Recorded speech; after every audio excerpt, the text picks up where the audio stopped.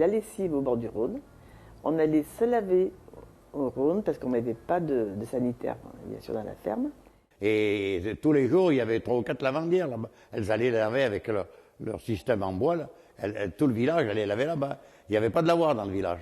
On allait laver au Rhône, vous, mais là-haut, on allait laver au Rhône, oui. Ma mère avait une sorte, ma grand-mère aussi, avait une sorte de truc où elle pouvait mettre les genoux et puis où elle pouvait frotter. Et alors au moment du rinçage, attention, hein, les draps, parce que les draps ils sont légers maintenant, mais à l'époque ils étaient lourds. Hein.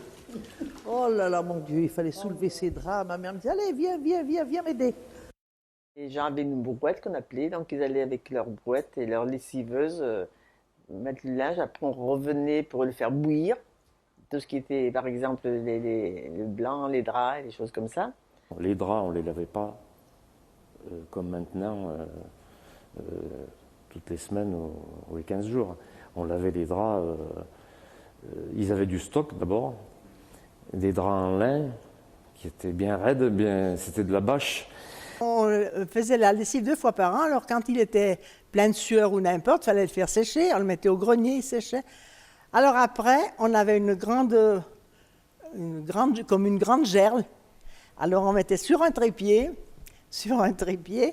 et ils mettaient dedans un sac avec des cendres. Mais il ne fallait pas que ce soit... Pas de cendre de châtaignier. Pas la cendre de châtaignier, ça tache le linge.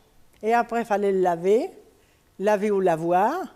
Quand il fallait étendre le linge, il fallait l'étendre de tous les côtés. Si ça se trouvait à l'automne qu'il faisait mauvais, eh bien, ça gelait tout.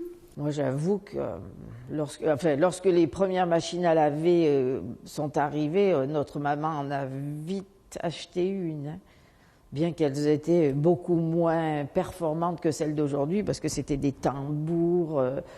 Moi, je me souviens bien, oui, des batteurs, quoi.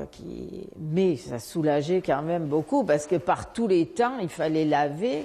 Et bon, ben, les gens n'étaient pas à l'abri.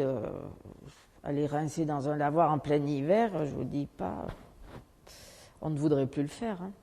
Il y en a un qui chantait, mais bien après, et mon enfance était heureuse dans la buée des lessiveuses. Et quand on l'a vécu, on comprend ce qu'il voulait dire.